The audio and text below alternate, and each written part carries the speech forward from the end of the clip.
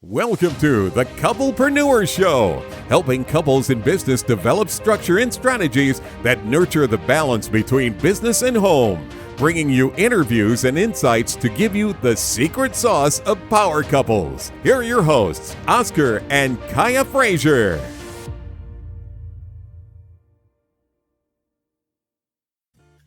Couple-preneurs, entrepreneurs, those that are in business, people thinking about getting into business, those that are unsure what to do next. If any of these things sound remotely like you, this show is absolutely for you. I'm especially excited today to have a great conversation with everyone around our youth of today. Kai, that's going to be a pretty good conversation, yeah? Yes, it is. Absolutely. Yep, I tell you what, before we get started with that, Kaya, why don't you go ahead and introduce all of our sponsors? Yeah. Okay, gotcha. Okay, so first off, we have Talk Shirt to Me. For all of our listeners out there, if you're looking for some cool slogan shirts, some funny, some political, all that good stuff, they've got everything that you need. Go out there and check them out at talkshirttome.com. It's spelled exactly how it sounds. And then we also have Carolina Runners. This is a family-owned trunk company. And if you are an owner-operator and you're looking for an authority, please check them out at carolina-runners.com. I tell you one thing, I always wanted to be able to drive a truck, you know, but not long distance. So I just want to be able to maybe just driving around the neighborhood a couple times, just to say I could do it. What do you think? That's a good idea. No. Okay. No. Well, so I guess getting on to the topic for today. So Kai and I, as most of you all know, we don't have kids yet. And however, we do interface with a lot of family members that have kids. We also interface with a lot of friends and mentees and mentors that have children. And we noticed a bit of a switch over the last, maybe decade or so. Yeah. And what it is that there's so many different things as it pertains to technology and access thereof that a lot of times children and our youth are just a bit all over the place. And I'm using that word loosely because I'm saying all over the place, meaning conflict. How do they handle conflicts? How do they interface with other youth? And that can be a bit of a challenge. Have you noticed the same thing, Kai? Yeah, and also what they're learning and what they're picking up as well, right? What they're exposed to, I guess is the right way to say that. Yeah, so let me get off of my high horse for a second, because I could probably go all day and give my opinion about that. But today we actually have a very special guest with us. This gentleman is a freelance writer, author, teacher, and organization leader, over 15 years of professional experience. I'm exceptionally excited to introduce to all of you today, Mr. Quinton Douglas Crawford. Quinton, how's it going today?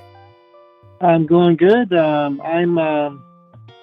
over here in California, but definitely glad to talk to people from other locations.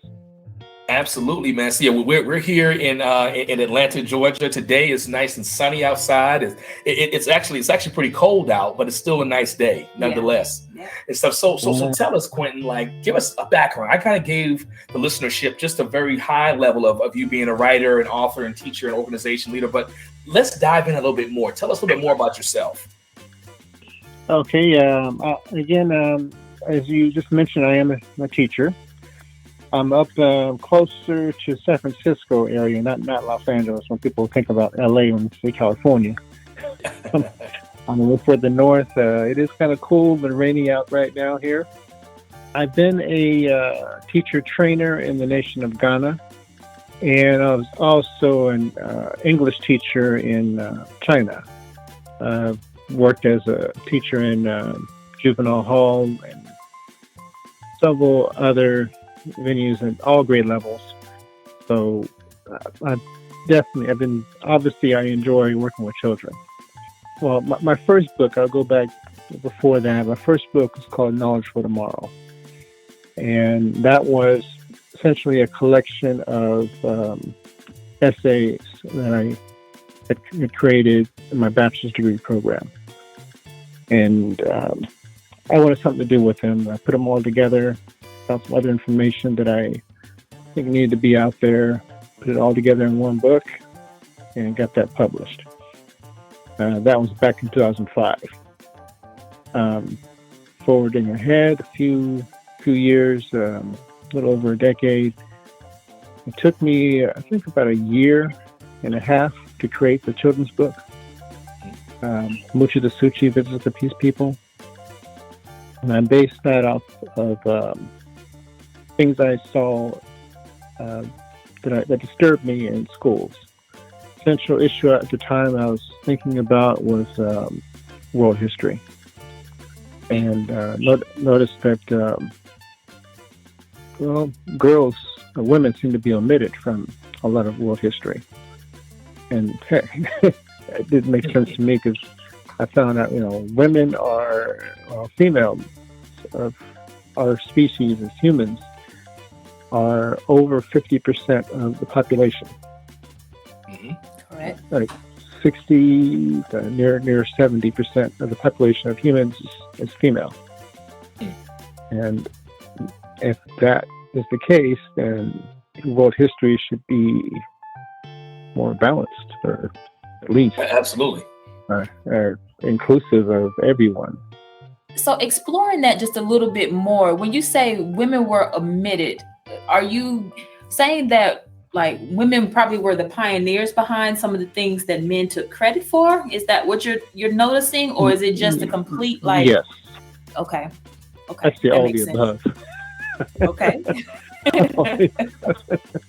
I sometimes in the house, I may sometimes say that I clean up, the house a little bit, and I don't. Sometimes I probably should have given Kaya credit for some of that, but I know that that's not the topic here specific today. But I definitely can hear exactly what you're saying, for sure, man. So one question about that, man. So, like, writing a book is a huge step, right? And I know that you had to have had some observations in addition to just, like what you see from the female forefront, but also just like with the youth of today. Like, what's been some of like your observations that led you to want to write a book of this magnitude? One thing that tends to help people straighten up or become true positive elements of society is pride in oneself. This is using part of my psychology level, my degrees.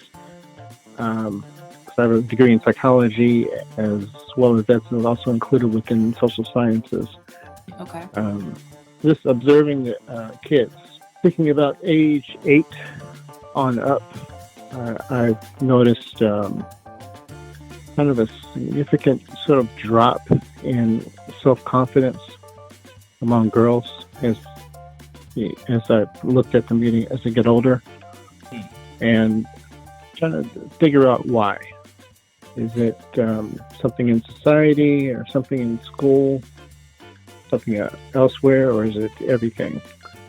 Is it media?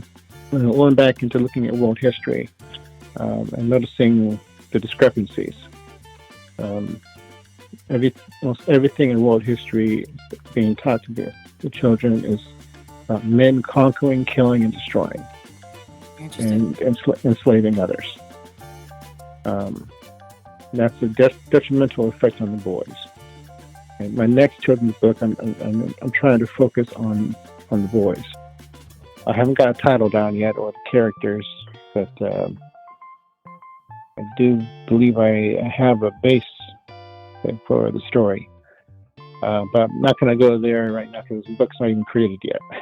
Yeah, but I love the forward thinking of it. It's the whole processing of coming up with the ideas and how do you structure it and where do you get your inspiration from. It's good to hear somebody be completely open and honest about how that all comes together in order to form a masterpiece. Yeah.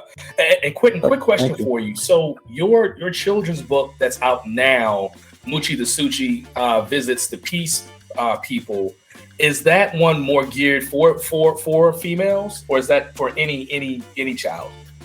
Well, because of my training as a teacher, I need to be universal. So, and I'm in a multicultural society or region of California, so I want to reach out to everyone. My intent focus has been for girls, and not just girls here in the United States, but worldwide. Excellent. Excellent. Now, it's my understanding too that you have an environmental book as well, the global situation. Is that kind of a play off what you were talking about earlier with like the history and how sometimes it's omitted certain elements of what history actually was, or what's the basis of that book? That one is more on the science level. Okay. And I have a lot of strong concerns about our world environment. Our world's environments are essentially our biosphere. We're destroying way too much and being somewhat species selfish. We often, at least now because of most people's training, to believe that humans are the most important thing in the universe or something like that. We tend to ignore the importance of other life forms and the planet itself, our living space. We're destroying our actual living space. In fact, people have somewhat hopefully heard that the ocean levels are rising. Yes, around the world. Yeah, I've heard that. Because our planet is warming up. Climate change is occurring. It's validated, and there are many resources, including NASA and the European Space Agency and many other organizations, NOAA. I drew on information from each of the active and most important scientific agencies and organizations, not just from the United States, but Europe, Africa, South America, Indonesia, literally thousands of organizations around the world. Just got to reach out, try to find them. And Quinton, I tell you what I really love about the things that you're doing. As I'm listening to your aspects on our youth today, then also on the environment and the fact that you've taken the time to write books about those particular topics, I feel like that all begins to kind of tie it all together, because I know from our research on you've done a lot of things within local cultural, social justice, environmental, educational programs in and out of the country. So I mean, this is just a testament to some of the work. Like, I guess, like, I'm using the word life's works loosely, but just hearing what you're doing is simply remarkable, man. And and listening in on the side of for our youth of today, I know that there's a lot of things, there's a lot of gaps that they have, right? Because I almost feel like, because there's so much information out there, right, by way of technology and online, etc., that now we, like, a lot of youth have so many different avenues of learning that it almost it can become cumbersome to actually learn, because it's so much,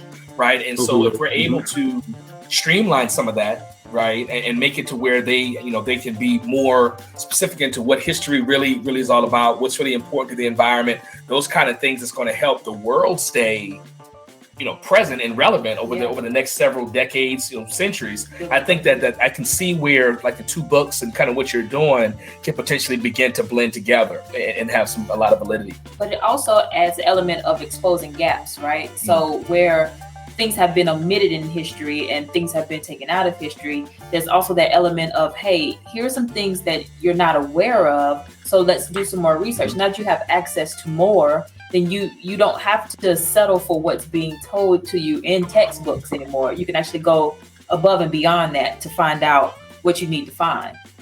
Yes. Do your own research. We must, as the leaders of the children, as adults, let's think about leaving a legacy for the future.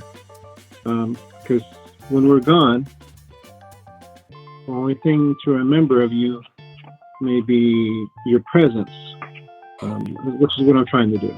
Yeah, I have no children myself either, but if you consider all of the children that I've taught, which numbers probably in the thousands or so now, not just in this country, but in others. And each one teach one. is one thing that I got from somebody a long, long time ago. So Quinton, as we wrap here, what's the best way for listeners, to learn more about you, your books, those sorts of things?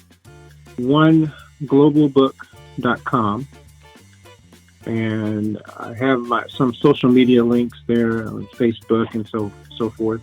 Definitely, I'm on YouTube. I'm not on TikTok. I don't plan on going there anyways. I have no reason.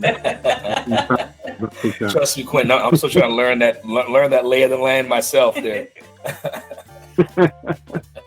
Quinton, really wish we had more time here, and we'll be sure to add on to the show notes that everyone will be able to see. Your link to your website, the LinkedIn, Facebook, Instagram, and of course, if you like, we can also put the TikTok on there as well. So, like that one. Totally hear you, man. Totally, Quinton. Man, again, thank you so much. We really appreciate talking to you. I'm looking forward to having you back on the show again soon. Okay, I have my autobiography coming out next month. Excellent. I got 2 more books in mind to create, hopefully before summer. Okay, shoot them as they happen. Send them out. Send them over to us, or at least let us know when it's going to be happening, and we'll be happy to even just share it and put it out there to our listenership for sure. Okay, will do. Okay, Quinton, thank you so much. Take care, man. Thank you. You've been listening to the Couple-preneurs Show. To learn more about the resources mentioned on today's show or listen to past episodes, visit www.kothoughtleaders.com.